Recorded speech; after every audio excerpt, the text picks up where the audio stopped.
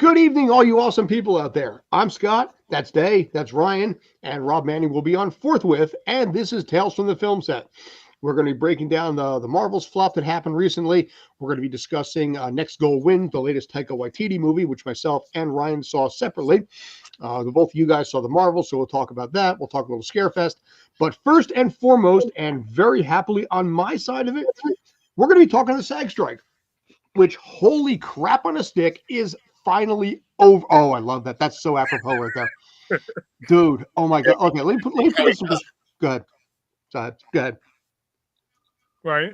My enthusiasm was so big, I kept talking. Ryan, go first. No.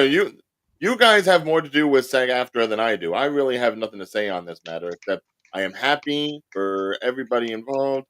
I know it may not be the most ideal solution as far as some people's points of view, but at least you can go into the holidays making some money for Christmas. I think that's more an important thing. These people who have been not working, finally getting to at least trying to get some work before the holidays. This is the time of year where you really don't want that unemployment head really hanging over you. Yeah, Right. that's what causes all that misery and stuff during the holidays that no one wants to think about. So I am thankful for the season that you all are working. So that's the Thanksgiving thing. That's what you're thankful for, the fact that we're working. We're thankful for that too. Yeah. Yeah, in this case, this is what I do know. Most productions are going to be starting up right after Thanksgiving and rolling until basically the week before Christmas. And then after that, they have their mandatory break. And then everything 100% is running starting January 1st.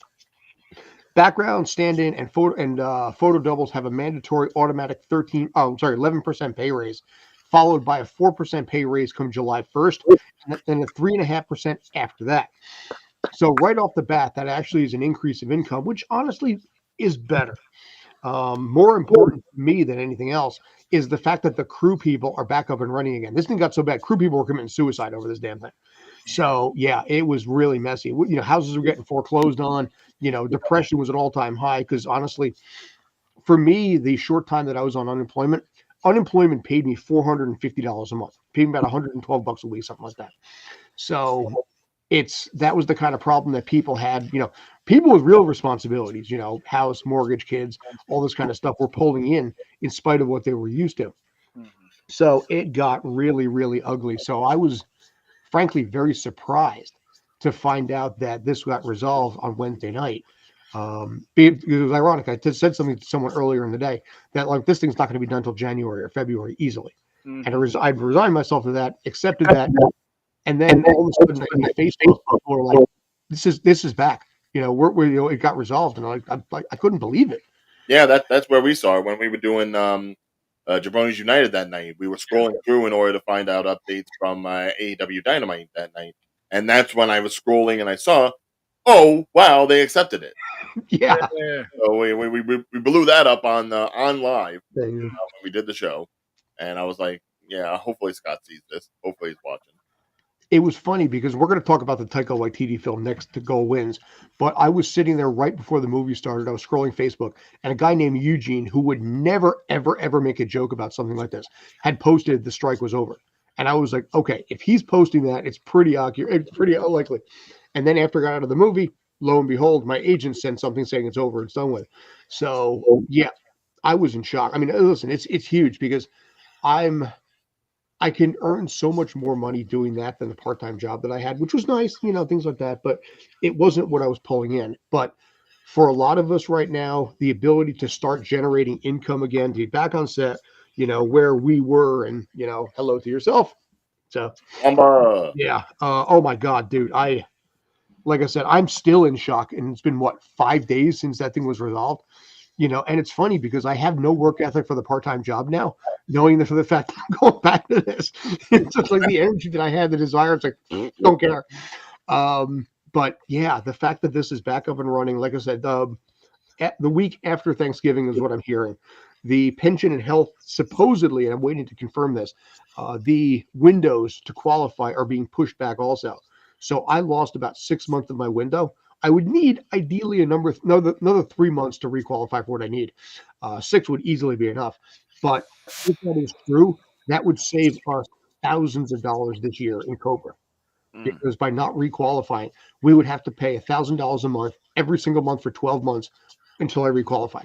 So that's 12 grand out of pocket for health insurance because the United States healthcare system. So the idea that maybe we don't have to do that, I'm just like I said, I'm blown away. I really am. So I don't know how you guys feel, but you got to kind of five on what I'm feeling. No, I really understand, and I support all y'all that came out and pushed for this opportunity for them to push for more wages, push for more opportunities, push for everything. So, congrats Oh, for your diligence, your hard work. It was well worth it. But just remember, do not give up the fight because still more that needs to be done regardless.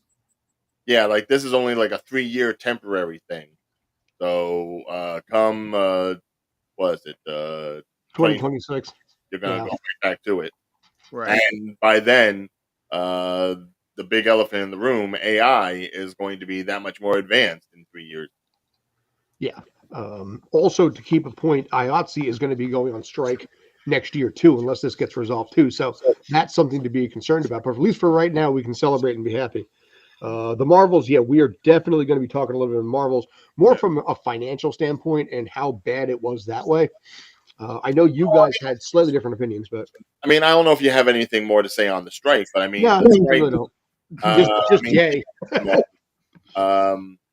you could talk about a lot of different reasons why it unfortunately had the worst opening in MCU history. But I do think that the strike had an issue to do with that because the strike was pretty much going on during like key important times when promotion was necessary. And Mhm. unfortunately, you have 3 great actresses in the lead, and none of them could talk about this film. Mhm. This was like really the first Marvel film that had to fly under the radar and didn't get the promotional push that Disney is accustomed to doing.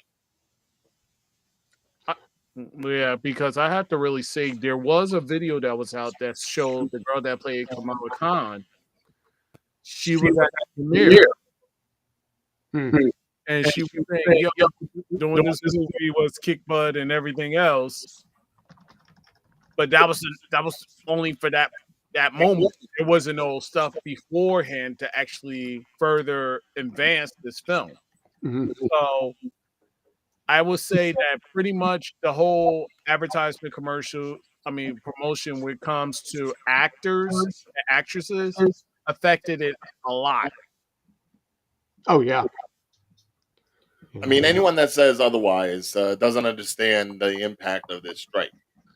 And unfortunately, when it comes to like a big tentpole thing, like a sequel to a Marvel movie, um, regardless of who the actors are and regardless who the characters are, Disney does a lot more than what they've done.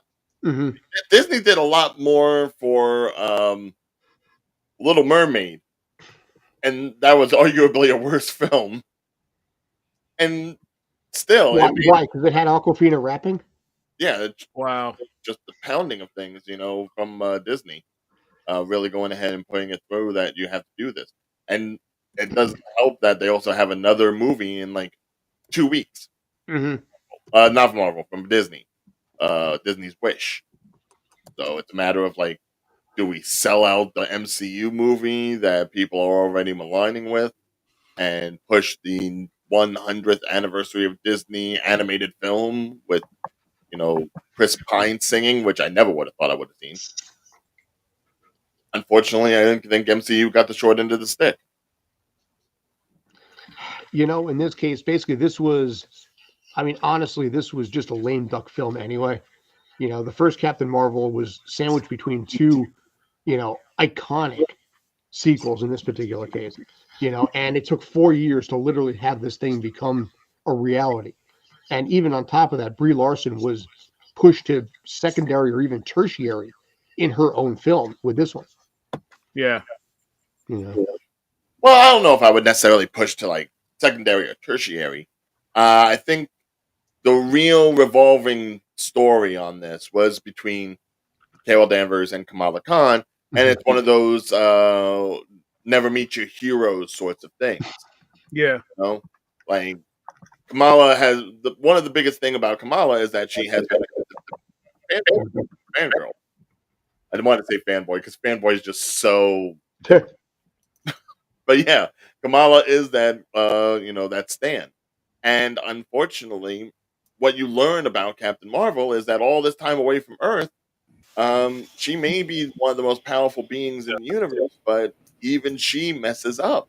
Yeah. It's basically like the Sophia when you find out what her actions to the Supreme Intelligence does to Hala. And then it's like she gets angry, she's short tempered, typical character. And Kamala is seeing all this, and it's like, I don't know how to react. And it's like a very growing moment for Kamala. But I'd say overall, the one who really got the short end of the stick was Paris. Mm. Hmm. and that's really like, look, my review is out there. Davion's review is out there. We said our pieces in regards to like the bad parts of the film. Yeah. Would be the lack of exposition in the first half hour that really would have helped, or the short run time, or some of the choppiness of the editing. But all in all, that's still a fun film. And unfortunately, the 47 million doesn't necessarily say that a lot of people went out in the film and saw it and hated it. It just means that there was no push to get people into the theater to see the film. If you got the typical Marvel audience going in there and buying tickets and sitting down and watching it, I'm mostly assured a lot of the MCU people will go ahead and tell you this was more fun than they've had in a theater in the last couple of years. Mm-hmm. Right. And spoiler talk, the two scenes that everyone bitches about, I loved them. I love the flirking thing with the music, the cats playing in the background. That Yeah. was classic.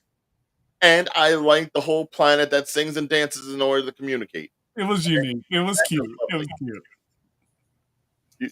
You see like you see Monica and Kamala just kind of like swerving while like Carol's dancing with her quote unquote husband. I'm like, that's just a nice little like piece of like flavor text to give you an idea of like what Carol has been up to in all these years.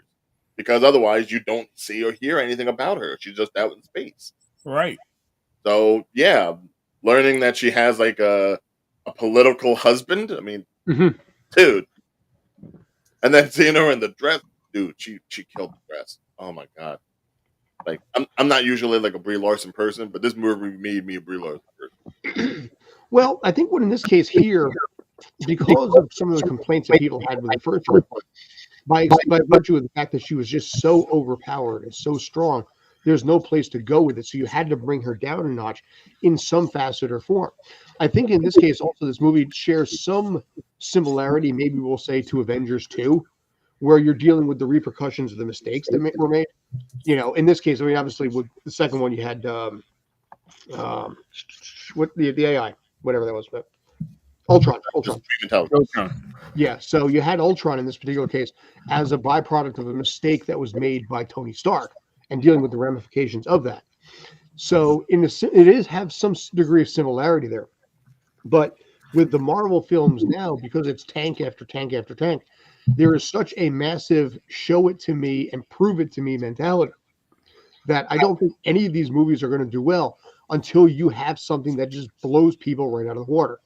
And if they bring back Robert Downey Jr. in some iteration, that might be a start. But boy, is that going to be rough on the budget. Yeah, this thing with the talk about whether or not they're going to bring back Robert Downey Jr.'s Iron Man, or if they're going to bring back the original 6 Avengers in some way or show. I mean, look, I've been saying this probably from like day one. Everything we've seen in Phase 4 and 5, I do think is like scattered. It's meant to be multiversal. These movies are not happening in the 616 or Right. 999999 that we hear about in Beyond the Spider-Verse. It's one of these things where once we get to like Avengers, Kang Dynasty, or Secret Wars, whatever it's going to be taking the best bits of everything we've seen as of late. and putting that into the movie. Now, unfortunately, that means that so much had to be put out. You had to find out which worked and which didn't. Mm-hmm. So, I mean, I'm more than positive that probably because of what we saw at the end of the Marvels, um, probably Spectrum or whatever you want to call Monica Rambeau, she will be showing up, I'm sure. Doctor Strange will probably be showing up with or without Charlize Theron. I don't know. Deadpool will probably go ahead and bring some people in. Yes. Oh boy, they're going to go definitely. cameo heavy. I'm pretty sure Deadpool 3 happens before this. So, I mean, he's going to be making references and he'll probably be hopping around a little bit. He's pretty much going to be like the MCU version of the Beyonder. Yeah. He'll be the one tagging into all this. But, I mean, unfortunately, it seems like an experiment that didn't necessarily work as far as MCU is concerned, and going ahead and giving us all these branches just to find out which ones are going to die off and which ones are going to continue to be part of the Loki tree, which, mind you, Loki ending last week, oh my God. Some of the best acting I have seen in that series from Tom Hiddleston for that character. Ooh, like I honestly hope that the series is over only because they hit the landing so perfectly in order to keep this multiversal thing going. Mm-hmm. His story arc is attuned to like Tony Stark's. Just let him be. But if there's money to be made, you know they won't. Yeah. Remember, it's stock prices first.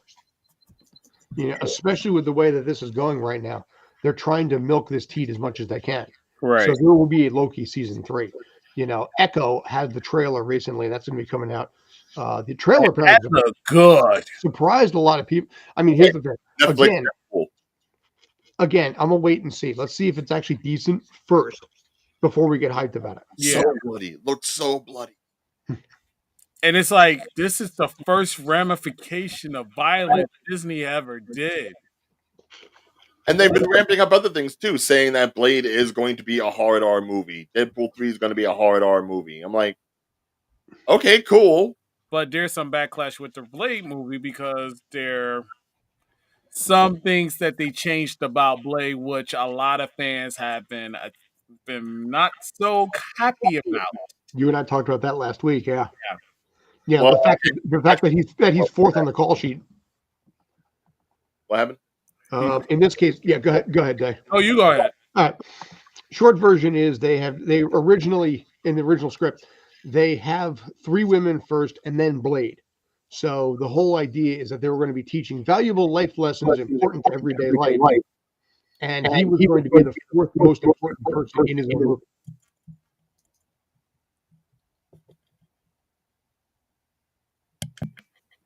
I'm lost there. How do you mean? I thought Blade was pretty much just going to be about like him working with what's his face, Jon Snow, with his Black Knight blade. That was the original plan at first. Well, yeah, because that's what you got in the Eternals. Mm-hmm. Because they supposed to introduce the whatchamacallit, not the Midnight Suns, but the other group that's like a zombie, a werewolf, and some other characters from the Monsters universe in the Marvel. So it's like DC has the same thing similar. It's not.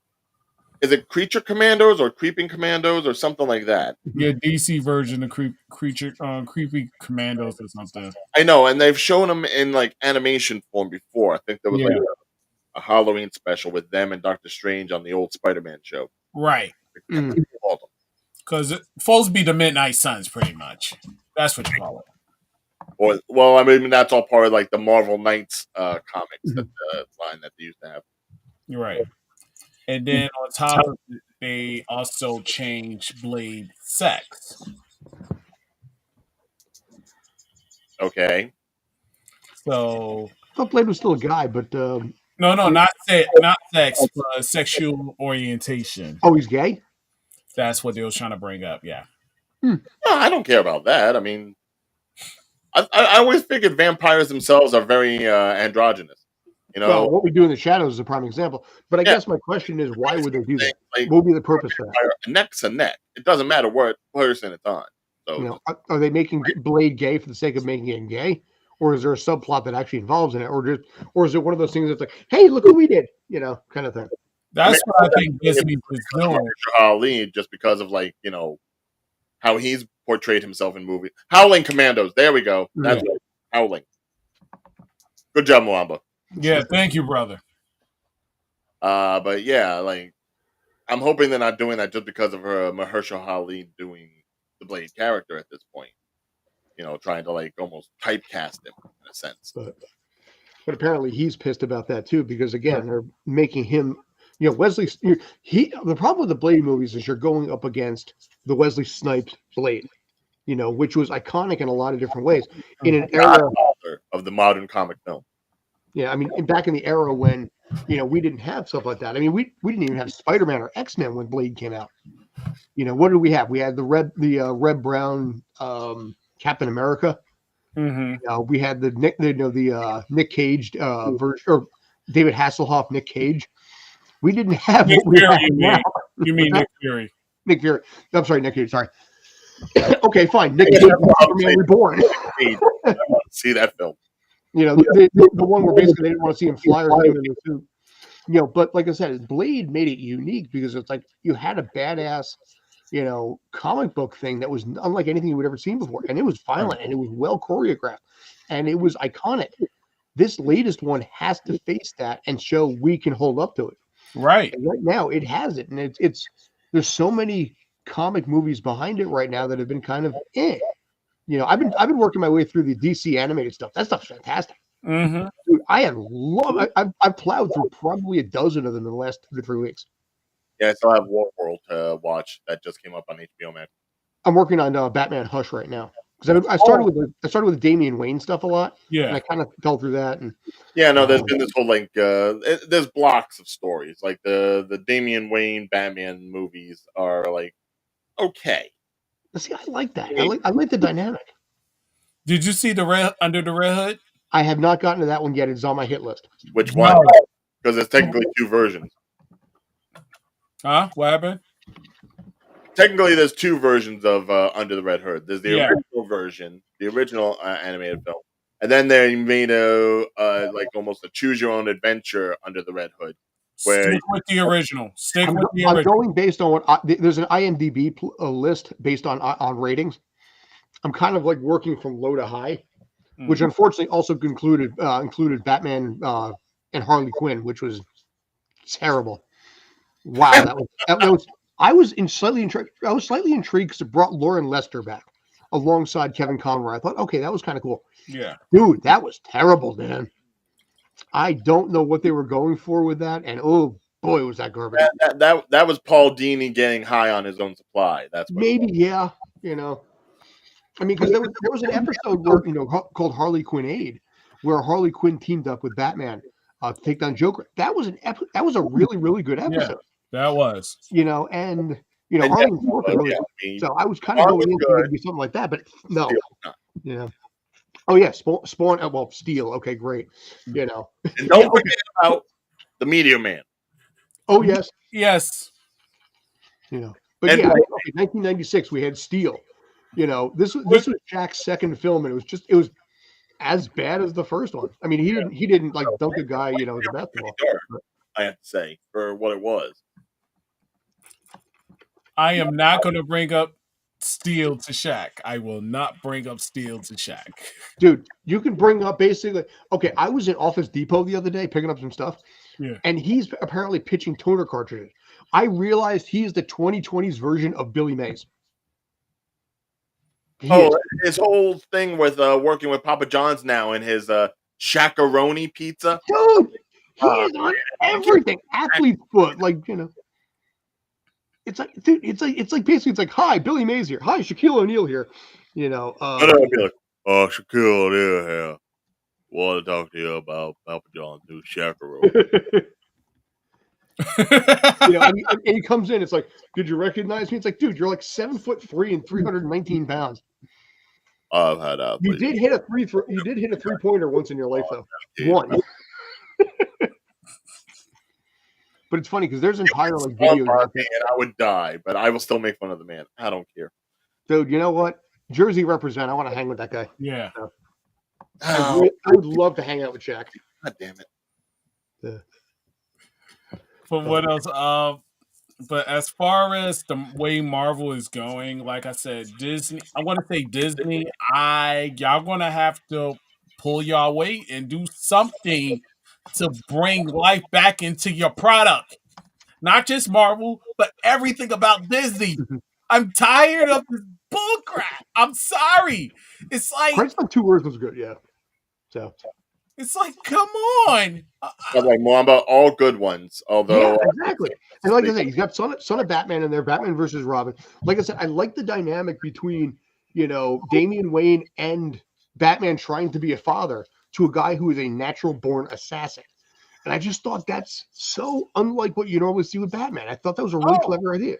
But see, here's the thing, though. We have yet to actually see Marvel or DC be able to excel in all realms of media. Like, for as great as the DC animated stuff is, the DC live action stuff, and in the same respect, By the way, how does that sound go? Hey, the CW TV shows were good. Marvel has shown that it's been I able will to say excel that in about Rob. movies I will before. agree. I will agree, Rob. Because some elements they use from Batman into certain characters, and you could tell from it. Yeah. Like, I love And the it worked. CW. I'm not talking about the movies. The movies are trash. But the CW TV shows, those were pretty good. And they were the life-saving. After a while, they were. Half and half. It depends on the Flash and Arrow. The rest of them were like, Black Lightning was pretty good. I gotta disagree with Flashpoint you. was fantastic. Thomas Stargirl was Wayne. pretty good. oh, And the yeah, new yeah, I'm sorry. Superman and Lois show was pretty good, too. Well, that's the only one that's left, and even that's going to be ending soon. Yeah. Well, still, they had a good run, and those were pretty good. I wish they would actually take notes from those TV shows and add them to the movies. Well, yeah, well, now at this point, CW's already moved on to like Next and Live Golf. Yeah. Live Golf being hilariously bad in its ratings. But Also, Marvel has shown that they can do movies, but when it comes to like television, which has really been their other thing, it's been hit and miss. And unfortunately, I think they focused too much on the television and not enough on the cinema. And that shows in the Marvels because, like I said in my review, you've got 30 minutes of screen time with maybe 1 or 2 characters that a normal audience may recognize if they only go to the movies. And then the other 50% of the characters, they have no idea who they are if they have not watched WandaVision or Ms. Marvel, which is one of the better television shows that Marvel has put out. Yeah. No But one I gotta nobody watched disagree it. It with was like that. the lowest rated one they ever had. One of the best. He said one of the best. I hated the Marvels. I couldn't even get past the 4th episode of that show. You talking about Miss Marvel? Not The Ms. Marvel, Marvel yeah. TV show. Yeah, Ms. Marvel. That's because you're not from Jersey. Oh, whatever. It's got nothing to do with being from Jersey. No, it's fine. It's not because Listen, Rob's not from Jersey. season 5 of Arrow I thought was pretty solid because you brought in Dolph Lundgren. Middle Eastern Indian descent. Dolph Lundgren I thought Dolph Lundgren was in one season. Adrian Paul from Highlander was the villain in one season. I thought some of the seasons were okay after season 2. Yeah. I think season 8 was kind of but I will say we were talking about Marvel earlier, but my thing wasn't picking up. But I'm happy you guys can hear me. But by the way, thank you for finally